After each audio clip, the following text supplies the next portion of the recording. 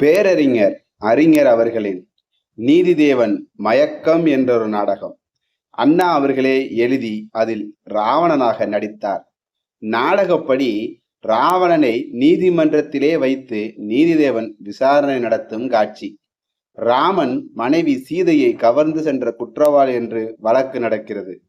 அண்ணா ராவணனாக தோன்றி மிக வேகமாக வசனம் பேசி அடுக்கு மொழியால் அரங்கத்தை அதிர வைத்துக் கொண்டிருக்கிறார். நீதிதேவனாக நடித்தவர் நாவலர் நெடுஞ்செழியன் அவர்கள். அண்ணா அவர்கள் வசனம் பேசிய வேகத்தை பார்த்த நாவலர் அப்படியே அசந்து விட்டார். பதில் வசனம் பேசவில்லை.